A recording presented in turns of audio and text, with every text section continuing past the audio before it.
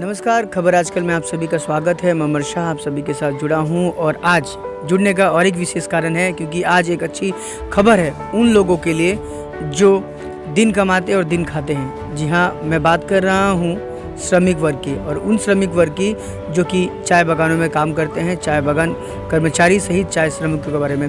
आप सभी जानते हैं कि चाय हम सभी की ज़िंदगी का एक शुरुआती होता है, यानी कि जब हम सुबह उठते हैं तो चाय से हमारी शुरुआत होती है और चाय किसी मेहमान अगर हमारे घर पे आते हैं तो चाय से ही हम उनका स्वागत भी करते हैं। और इन्हीं चीज़ों में आप सभी जानते हैं कि चाय जो है कितना महत्वपूर्ण होता है, लेकिन उस चाय के पीछे एक अलग ही कहानियाँ होती है। ऐसे में जो श्रमिक होते हैं वो लगातार बागान में सुबह उठकर काम करने जाते हैं, पत्तियाँ तोड़ते हैं और उसी पत्तियों के बाद एक अच्छा और सुंदर सा चाय पीकर हम अपनी थकान भी मिटाते हैं और अपने अतिथियों का भी स्वागत करते हैं। लेकिन उनकी मिनिमम वेजेस की वजह से कई तरह की समस्याएं हमेशा से चर्चा में रही है और ये समस्या सिर्फ दार्जिलिंग ही नहीं बल्कि आसपास के समतल क्षेत्र में भी देखा जाता है। खासकर डुआर्स में आज भी जो चाय श्रमिक वर्ग के लोग हैं वो काफ़ी ज़्यादा दिक्कतों का सामना करते हैं, दिक्कतों के साथ वो जीते हैं और उन्हीं दिक्कतों को सॉल्व करने के लिए लगातार कुछ श्रमिक संगठन होते हैं जो इस काम को पूरा करते हैं और इस काम को पूरा करते हुए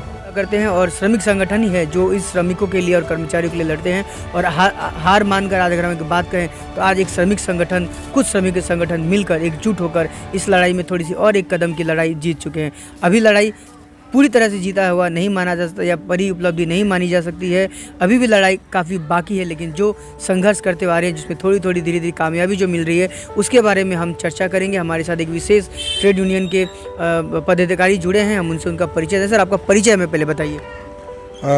मेरा नाम हरिहर आचार्य, मैं Darjeeling Terai Dooars plantation labour union Gojamumo Bimal खेमा का वाइस प्रेसिडेंट हूँ, सेंट्रल कमेटी। अच्छा सर, अभी जैसे कि सुनने में आया है कि 176 रुपया श्रमिकों का वेजेस था और अभी वो 202 हो गई है। एक सटीक छोटी सी एक अमाउंट की बढ़ोतरी हुई है। मायने में रखा जाता है कि काफ़ी बड़ी बात होती है, छोटा अमाउंट है। 10 रुपया 12 रुपया भी बढ़ता है तो काफ़ी बड़ा बात रहता है। तो ये कितनी बड़ी उपलब्धि है और थोड़ा सा पिछला विवरण थोड़ा हमें देते हुए बताएं। चाय बागान का इतिहास देखिएगा तो चाय बागान का जो वेजेस है ये वेजेस शायद दुनिया में बहुत ही कम है। जिस हिसाब से चाय मजदूर लोग काम करते हैं उसका सही मुनासिब जो वेजेस होना चाहिए वो नहीं होता है। विश्व बाज़ार में चाय बिक्री होता है, बहुत बेशी दाम में विदेश में बिक्री होता है, लेकिन जो चाय बागान में काम करने वाला श्रमिक का अवस्था, वो लोग का रहन सहन, खान पीन, वो लोग का बच्चा लोग का शिक्षा का अवस्था सभी आप यदि देखें तो बहुत ही शोचनीय है। तो ये आपको मालूम है कि चाय बागान में पहले बहुत ही कम 2 रुपये 3 रुपये वेजेस बढ़ता रहा। बहुत दिन पहले 67 रुपया कुछ दिन तक था। अभी फ़िलहाल चाय बागान में 176 रुपया वेजेस वर्कर लोग का था, वो भी 9 रुपया रेशन मिला के। अभी रेशन चाय बागान नहीं देता है क्योंकि गवर्नमेंट से रेशन मिलता है। चाय बागान में वो रेशन जो उन लोग अपना हिसाब से देता रहा उसका कंपनसेशन भी बहुत कम है। एक्चुअली बोले तो 26 रुपये देना चाहिए था, 26 रुपये 8 आना, लेकिन 9 रुपये ही दे पाया, उन लोग देता नहीं है। तो ये चाय बागान का श्रमिक लोग के लिए एक बहुत बड़ा समस्या है। तो उसको लेके हम लोग 4-5 वर्ष पहले से एक मिनिमम वेज कमेटी गवर्नमेंट ने गठन किया और उसका लगातार 15-16 मीटिंग हो गया, लेकिन कुछ उसका रिजल्ट अभी तक नहीं निकला। तो इसके मतलब चाय बागान के श्रमिक कितना दिन तक उसको इंतज़ार करें कि मिनिमम वेजेस हो और चाय का। अगर हम बात करें कि कितने लंबे समय की लड़ाई ये थी, ये बहुत लंबे समय की लड़ाई है। मिनिमम वेजेस का डिमांड बहुत पहले से, और हम लोग का गोजामुमो का ट्रेड यूनियन 2018 में जब रजिस्ट्रेशन में जब ये DTPUD आया तब से हम लोग का 2-3 मूल मुद्दा था। मिनिमम वेजेस वर्कर को, उसके बाद में ज़मीन का पर्जापट्टा, ये सब बहुत ही पहले से हम लोग का था और 20% बोनस था। हम लोग 20% बोनस दिलाने में सक्षम हुए। तो अभी मिनिमम वेजेस नहीं होने तक तो ये बहुत बड़ा समस्या है चाय बागान का श्रमिकों का, क्योंकि इससे गुजारा करना बहुत मुश्किल है। और वहाँ जो स्टाफ और सब स्टाफ है उन लोग का भी वेतन बहुत कम है। अभी तो चाय बागान में बहुत ही कम सब स्टाफ है जो पहले की तुलना में। उन लोग को जो रिटायर्ड होता है, जो मर जाता है, उसके बाद में उनका वैकेंसी फिलअप नहीं होता है। तो अभी ये हम लोग चार्ट ऑफ डिमांड दिए थे गवर्नमेंट डिपार्टमेंट, लेबर डिपार्टमेंट को, मिनिस्ट्री को 4 डिमांड दिए थे कि कम से कम चाय बगान का ये जो मिनिमम वेजेस और ये जो वेज का कुछ माने इन लोग का राहत देना चाहिए। तो गवर्नमेंट ने 4 बार मीटिंग बुलाया। 4 बार मीटिंग बुलाने के बाद में कल में एक फैसला हो गया। 20 तारीख को एक फैसला हुआ।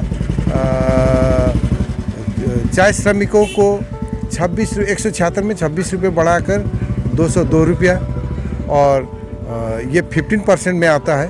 और आपको स्टाफ, सब स्टाफ को जो 2020 का दिसंबर में जो सैलरी, ग्रॉस सैलरी है, उसमें 15% बढ़ा के आपको ये 2021 का जनवरी से ये लागू होना है, ये गवर्नमेंट ने डिक्लेयर किया। सर, किन किन बगान क्षेत्रों में ये लाभ मिलेगा? ये सिर्फ दार्जिलिंग डिस्ट्रिक्ट के लिए है या फिर अलग अलग जगहों के लिए भी है? ये दार्जिलिंग, तराई और डुअर्स के लिए है। मोटा मोटी 300 गार्डन है दार्जिलिंग, तराई, डुअर्स, इसका लिए ये लागू किया जाएगा। और ये बड़ा माने ये जो भी हो, हम लोग का जो मूल लक्ष्य है वो तो हम लोग अभी पहुंच नहीं पाए हैं। हम लोग का मिनिमम वेजेस है, जो कि बहुत सेक्टर में मिनिमम वेजेस है, लेकिन चाय के सेक्टर में मिनिमम वेजेस अभी तक हुआ नहीं है। तो इसमें क्या लगता है सर, कमिंग डेज में ये मिनिमम वेजेस तो देना ही है, आज नहीं तो कल। अब जब तक मिनिमम वेजेस नहीं देता है तब तो गवर्नमेंट को कुछ सोचना पड़ेगा, क्योंकि उन लोग का ऐसा गुजारा तो नहीं होगा।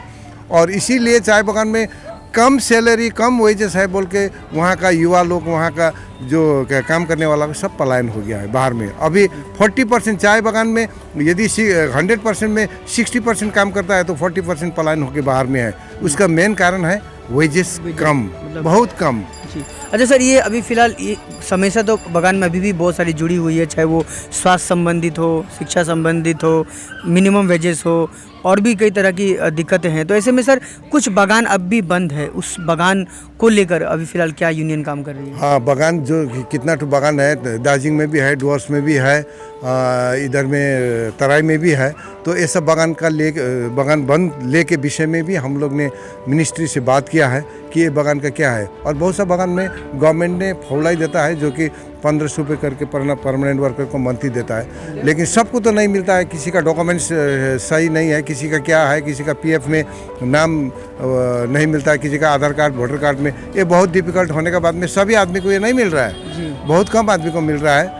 तो ये फौलाई भी अब कितना दिन तक चलेगा? 1500 रुपये में तो गुजारा होने वाला नहीं है। बच्चा को शिक्षा है, स्वास्थ्य है। और आपने बताया ये जो मेडिकल, ये सब, ये चाय बगान का वही छोड़ के एक दूसरी पार्ट भी है, जो पार्ट आपको फ्रेंच बेनिफिट बोलता है, जो कि उन लोग को सहूलियत देने का। उसमें मेडिकल फैसिलिटी है, उसमें फायरवुड है, उसमें घर है फ्री में जो देने का, और उसमें जलानी लकड़ी है, ऐसा बहुत सा चीज़ है। लेकिन अभी सही हिसाब से सभी गार्डन नहीं दे पा रहे। एक जीत फिलहाल अगर बोला जाए तो फिलहाल अब एक ही जीत हुई है, थोड़ी सी जीत हुई है, थोड़ी सी राहत मिली है कि 26 रुपये का बढ़ोतरी हुआ है उनके अभी फिलहाल के जो वेज है उस पर। ये मैं बोलूँगा, ये चाय बगान के लिए एक बहुत ही बड़ी राहत है। पूरा नहीं होने से भी कुछ भी राहत हो, चाय बगान के लिए एक ये जीत है। बहुत बहुत शुक्रिया सर, आप हमारे साथ जुड़े थे और महत्वपूर्ण जानकारी दी, और दर्शकों आप सभी को हमने ये जानकारी दे पाए हैं। और एक बड़ी अच्छी बात आप सभी के सामने लेकर आ पाए, एक अच्छी खबर कि 26 रुपया ही सही, लेकिन कुछ ना कुछ बढ़ा है, जो कि एक काम करने वाले जो बगान के श्रमिक है उन्हें पता है कि इसमें किस तरह की राहत है और ये राहत कितनी उनके लिए कारगर साबित होगी। फिलहाल ऐसे ही बने रहे खबर आज के साथ। मैं वर्षा आप सभी के साथ ऐसे ही जुड़ता रहूँगा। धन्यवाद। Thank you. क्या आप घर बैठे ही अपनी आवश्यक चीजों को पाना चाहते हैं? चिंता ना करें, क्योंकि All-in-24 आपको दे रहा है कम रेट में क्वालिटी प्रोडक्ट्स, घर बैठे पाए ग्रोसरीज, कॉस्मेटिक्स और एसेंशियल्स। आकर्षित ऑफर्स के लिए अभी आप डाउनलोड करें और जल्दी ऑर्डर